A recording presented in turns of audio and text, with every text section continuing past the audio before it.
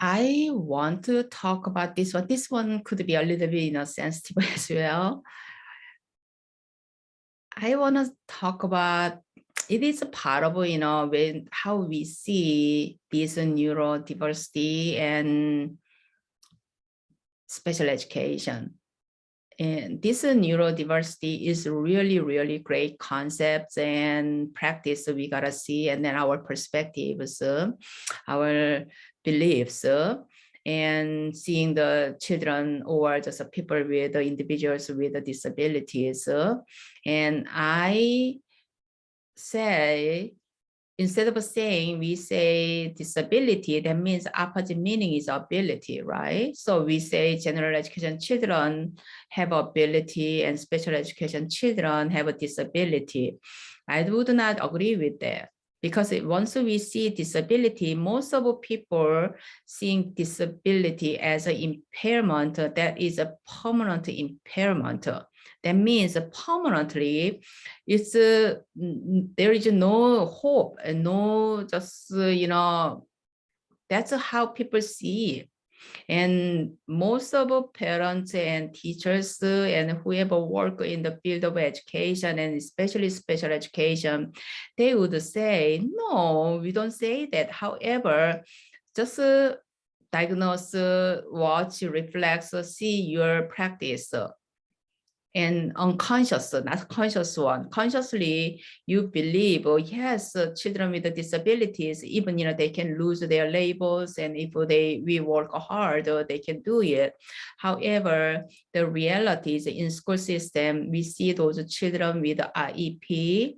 How many children really lose those IEP and go back to their peer groups? So it's very rare. It's once the children are in special education, it's very hard to, sending them back to general education classroom, not inclusive education, not just a placement change, lose their IEP. So they don't need the IEP anymore. They just transfer to the general education's grade level curriculum. That is, losing, just changing their disability to ability. So that's disability and ability. So I would say more Glenn Doman's term of a functional intelligence and potential intelligence. So functional intelligence and potential intelligence is functional intelligence means right now they have intellectual ability to work, right?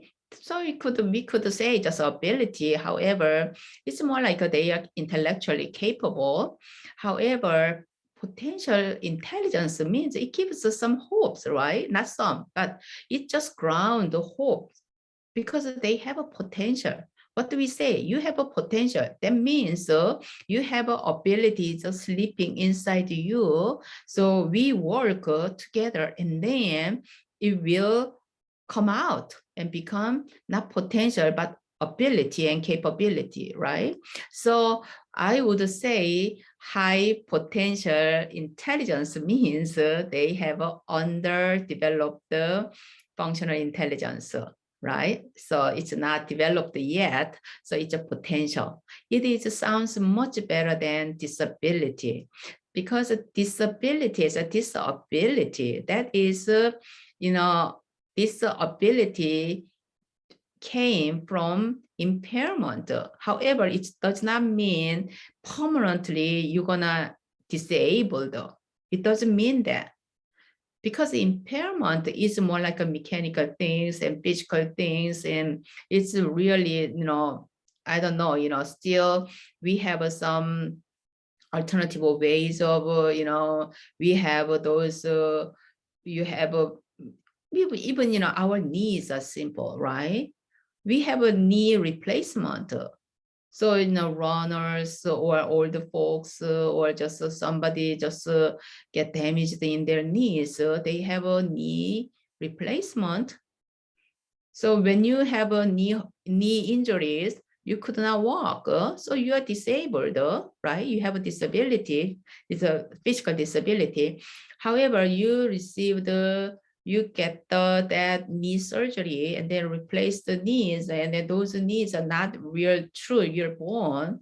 That's what is that? I forgot. I don't know exactly what that is. Anyway, that knee you have it's not real human bones. So, but you can walk, you can run, right? I don't know how far that function can be, but most of the people have a knee replacement surgery, so they walk and they still function. They can go to wherever they wanna go. It's the same thing. So disability is not permanent. However, we seems to believe, or our perspectives, conscious perspectives says that's not permanent. However, unconscious our action and behaviors as a teacher and adults, we believe it's a permanent. It's ADHD, just simple example. Somebody has ADHD, teachers believe not many teachers really try to work with them to shape their behaviors, their sitting behaviors, physically, physical behaviors. Because they have ADHD right away, they know it's just, they have ADHD, so they behave like that. They are very hyper, very impulsive. So, we just agree, and then we just accept it. You do not accept as a teacher, and then you want to work with a child, regardless they have ADHD or not. Okay, so that is one example. So neurodiversity is good, but some sounds I feel more then we don't need a special education. Once we accept the neurodiversity, and then why do we provide a special education? Because the special education is for diagnostic teaching, clinical teaching, diagnostic education, clinical education. We remediate their, disability caused interferences. So even though we don't work on disability, however, even though they have disabilities, we try to provide intervention and then find a way so still they can receive appropriate school education, right? So this is, one of the reason neurodiversity, they said, don't push the children too hard. Why can we accept them as a neurodiversity, and then they can still enjoy this life? We can, provide more, just, just whatever who they are, we, accept them and just live with them, even though it's not their definition. However, I see again, those are not conscious or unconscious sign seems like we don't push them because their diversity is, their disability is just permanent. So we respect them. They are as a human beings, and we live with them. It's okay. You are white or black. You are just Asian or white or black, or you're tall and small. You are female and male. It does not matter. We all live together. We live together, and that's right. However, if we, a little bit different concepts, if we don't accept disability as a permanent impairment, and we still work with a disability, and then have the children see their potential ability, and then our job is not teaching them 10 things or 20 things and 30 things. So it is the same. We teach them reading skills, literacy skills, and then children read to learn. They can learn by themselves. So, and then teachers just guide them, facilitate them. They can work as an intellectual facilitator. So they can do student-led instruction, student-led learning, right? Student-led education. So even though we do opposite in younger children without having, reading skills yet, and then we try to provide a child-centered education, and then children now can read, and then they can teach themselves, and then we do teacher-led education. So we practice opposite. However, these are the one, we teach them reading skills, we teach them comprehension skills, we teach them all those foundation skills, and then children learn. They can learn, they can teach themselves under teachers' facilitating guidelines, right? And think about this. When we see, let's say, just don't give children any stress, and because that is a natural thing. So we are all diverse, community and people. However, think about that. Any children going to schools, how many children really, really, truly enjoy, participating those teachers teaching instructions, not about the peer relationships, just meeting friends there, all kinds of, social interactions, not those part, real teaching part. Okay, let's just think about that. Those children taking AP classes, and then they are just doing sports in varsity team, and they practice a lot. And then weekend, even, during the daytimes, high schoolers, they have games.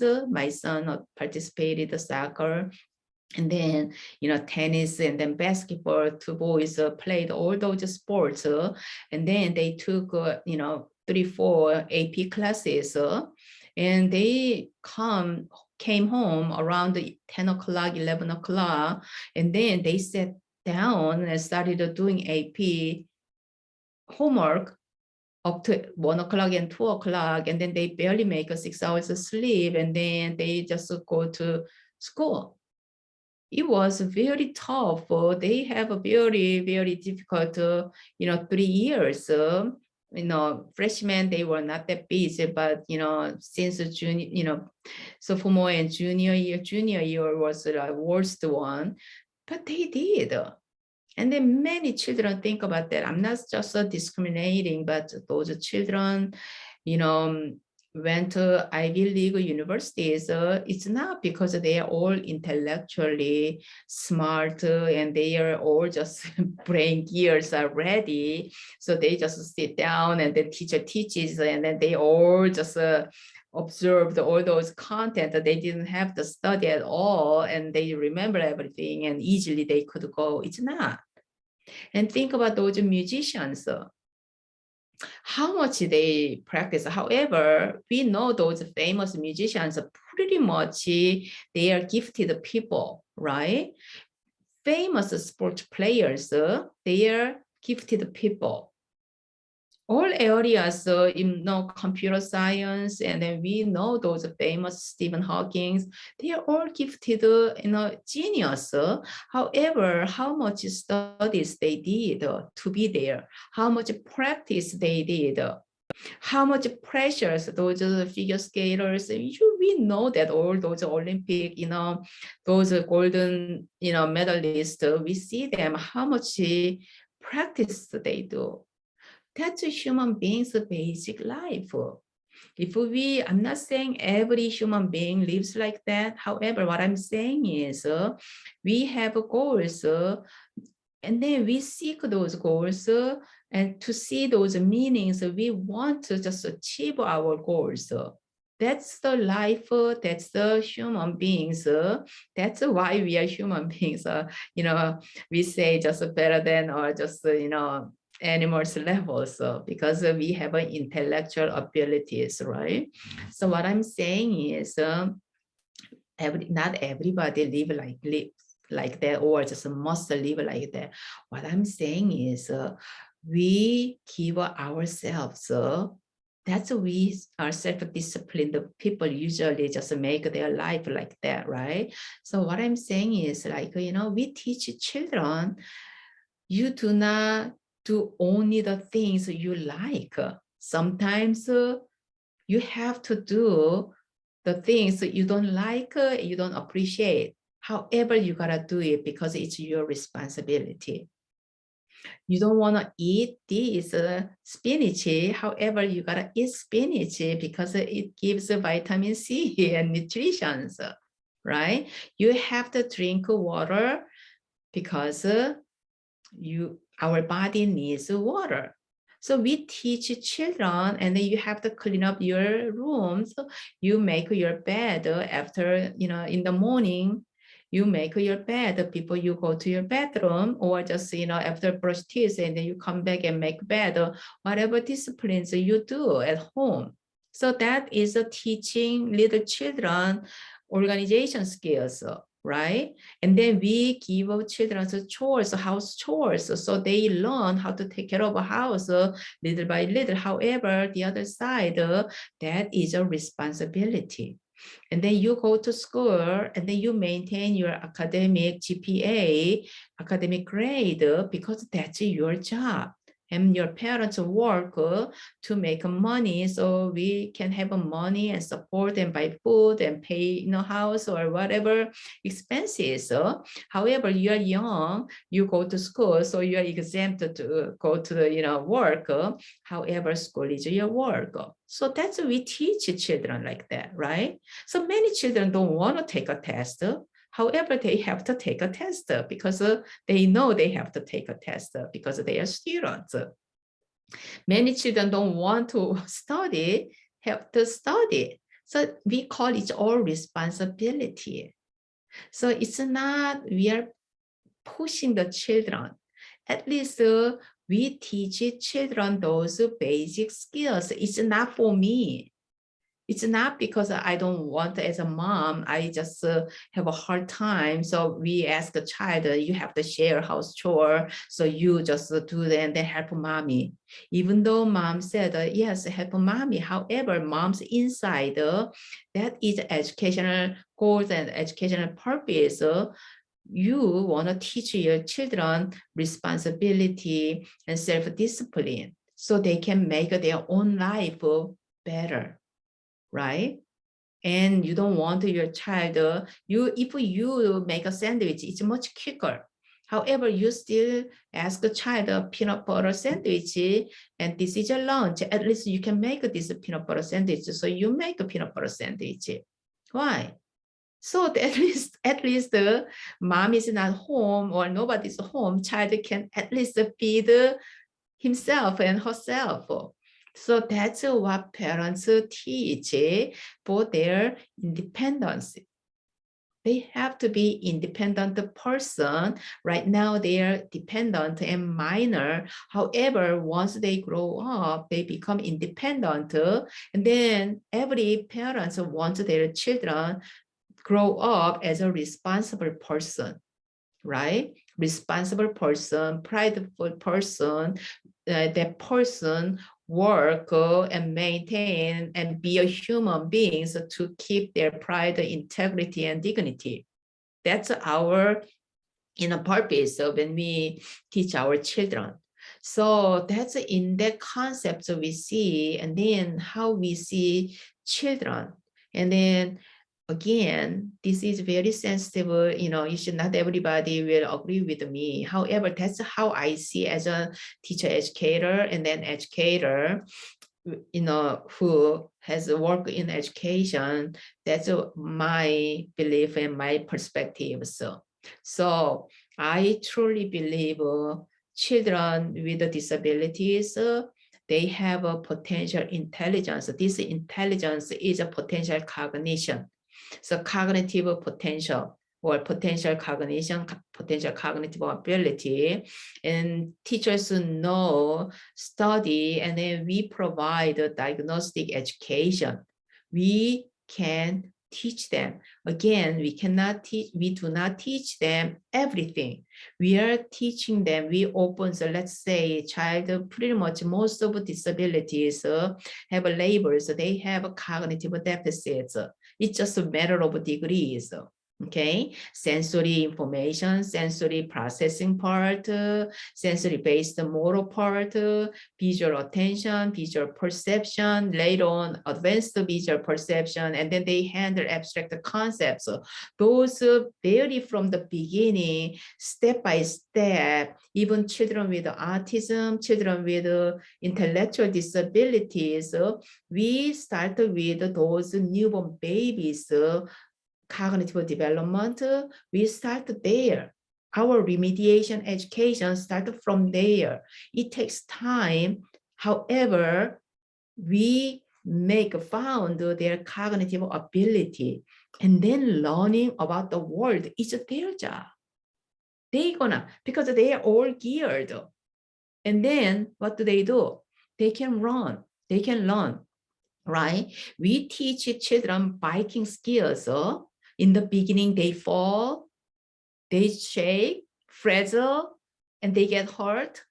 However, once they learn, it's not parents have to ride with them every single street to get them know those streets. It's not that. After that, they are free. It's the same thing. We teach children literacy skills, right? Reading skills, and then we guide them to taste, this is a science, this is a history, and then you learn history, this is the fun you're gonna have. You learn science, and then this whole world makes more sense. You study psychology, and then you can understand the human minds better. And then you can have a better friendships, understanding, and then you could have a cognitive empathy and those cognitive functions.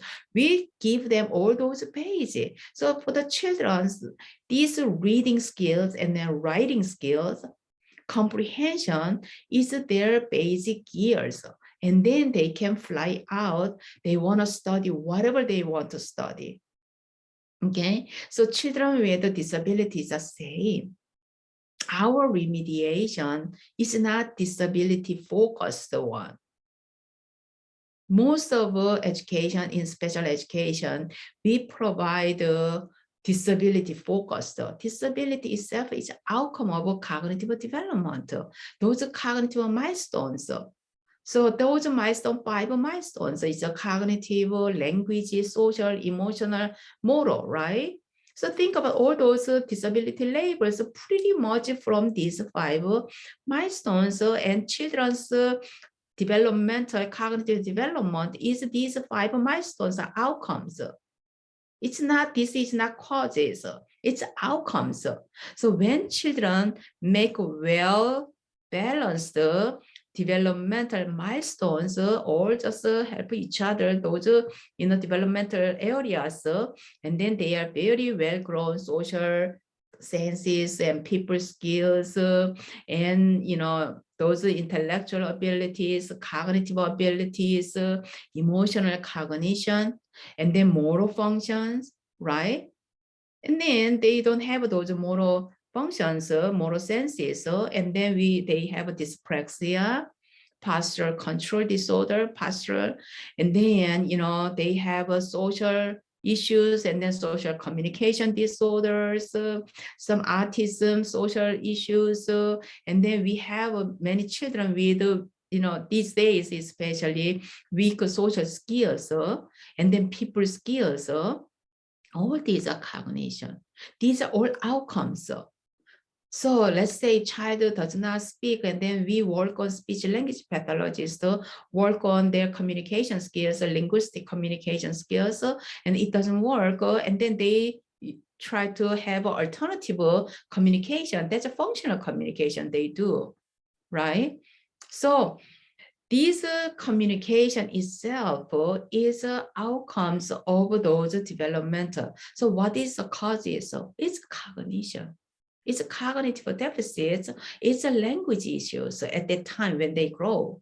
So everything we go back to in the beginning, newborn babies, cognitive development, we understand, we see those milestones, right? Age 2 months, age 4 months, age 6 months, age 8 months, 1 year, and then 2 year toddler age, and then 3 years. We know all those. That's what special education is for. These special education, diagnostic education, we gotta go back to all those beginning time. We check, we diagnosis. They made this checkboard. They made this one. They made when sensory inputs coming in. They register that. They pay attention. They have their attentive. Their selective attention is up, activated, so they are not overwhelmed.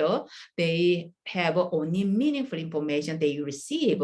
Any information, that intentional information came, they actually look, they receive it, their attention is really activated. And then their attention is sustained enough so they can receive those information, and then their brain, they mentally process those information. These are all with work. So what I'm saying is we do this diagnostic education again because they miss those, they have a holes, like a potholes. They have those holes in those growing period. We don't know what happens. However, they have those. They ended up having those disability labels. However, we all go back to those spots. We come and one by one we check, and then we let them have all geared, those cognitive gear. Because cognition, all those social part and emotional part, language part, and motor part is all about the cognition. So they are geared. Once they got geared, and then they are ready to fly in academic world and intellectual world, and they are ready to charge off for their adventures. Okay.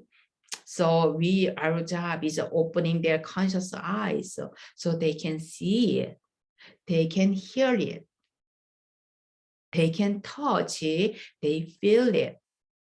Okay. So we are opening the gates for them, sensory gates. So visual, eyes, and visually they see what they see and they process. And then it comes to and then they have knowledge structures and build those knowledges. It's pattern categories. They can do categorization. When they started having schemas, build the schema, make it better and better, richer and richer, right? That makes their memory and retrieval efficiency, mental efficiencies. So their memory, long-term memory has all those knowledges very organized like a dresser. We just have all those dressers with the drawers. So their knowledge is just in our brain, just all organized formats and categorized and schematized. And then, that's the work we do, but we don't do those work in the beginning. We just ready them geared for the intellectual learning. Okay, so I didn't mean to talk this long. However, this is the main part. I just want to say, to be an independent person, that's an adult, right? And we have age 18 is the end of their developmental period. That's a high school, end of high school. Until that point, every child's development is different. However, their home nurture and the school nurture, that's a school education, how we teach them. So we say discipline. It's a discipline. It's not just like a harsh word or bad word, because all education is pretty much discipline. We discipline children means we discipline children to be independent, productive adults, right? Age 18, every decision making they make because they are adult now, young adult. So how well we discipline and teach them, and then they will become a responsible person or irresponsible person. They will be a productive person, not productive person. Okay, and then they will be a person work and just even though it's a tough situation, they just maintain themselves for their own pride, keep their pride and dignity and integrity. That's a human dignity. So they know those. They are always prideful about themselves, not embarrassed, not just shameful. So that's all adults, home adults, and school adults, we teach children. So I don't believe we should, discriminate between children with ability and disability, and then neurotypical, diversity or neuroatypical. We don't do those words. We are responsible to every child to be healthy, productive, prideful adults. That's a parent's job. That's a teacher's job. If you chose a teaching field, that's a teacher's job. That's a parent's job. That's our job. We don't have to make a genius in this whole world leader, and then we appreciate that our child became like that much. However, at least our job is have a very good social emotional foundation. They got loved by their parents, and parents trust them. They earn the parents' trust, and they trust the parents. So those are social emotional foundation. So no matter what happens, my parents are behind us. Or if it's not a parent and they have somebody, they could believe just a role models and mentor or somebody. So even though just a whole world is fallen down, or just a whole world just discard me and I left out, still I have a place to go. And that is the foundation of children. And that is the first thing we gotta do. And then second thing, we have to raise children to be independent as much as possible. That is our job, no matter what ability and disability they have. Because gifted children doesn't mean they will be a great person, right? It is still based on how adults discipline them and teach them. That's the result, the outcome we will see. Okay, I hope it's not really in the beginning. I was a little bit nervous because I don't want anybody just feel like, very offensive by my speaking, but I really hope you listen and watch this, understand, my intention, why I'm talking this. Okay.